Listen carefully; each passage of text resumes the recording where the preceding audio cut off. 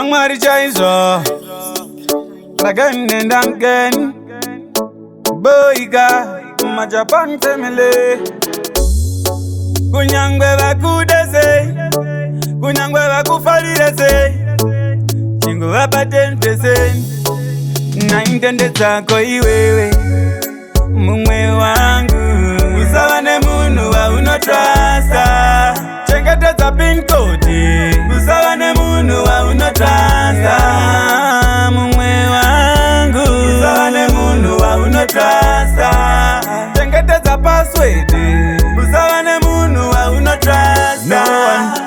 No one. Mumwe wangu ndati trust no one. Jesus akatengezwa na Judas, akahama yangu nasi ndati trust no one.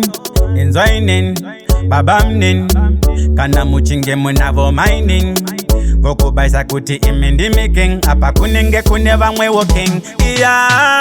Shamwari chaizo mumwe wangu. Usawane munu wa unotrasta, chengeteza pin code. Usawane munu wa unotrasta, mumwe wangu. Usawane munu wa unotrasta, chengeteza password. Usawane munu wa unotrasta. Zvinovhira pakuyeya mumwe, mumwe ongwara zvekukunda mumwe. Apa tichiti mshandira pamwe, asi zvinozongobuda nepamwe.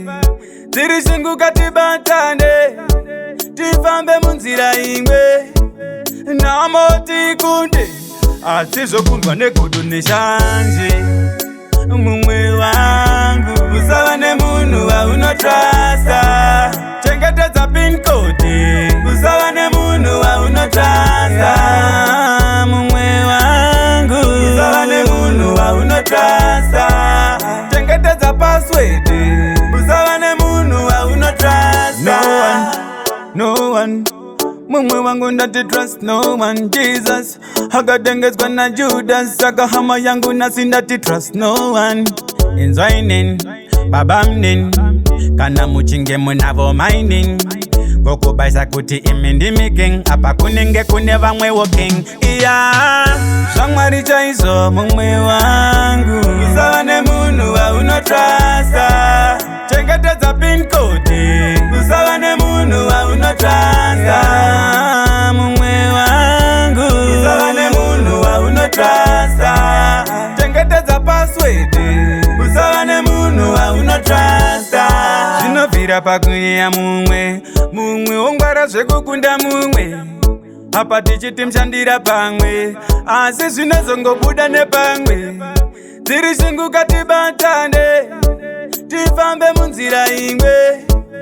Namo tikunde, asi zvokundwa negodo neshanje. Mumwe wangu. Usawane munu wa unotrasta, chengeteza pin code. Usawane munu wa unotrasta, mumwe wangu. Usawane munu wa unotrasta, chengeteza password. Usawane munu wa unotrasta. Shamwari chaizo.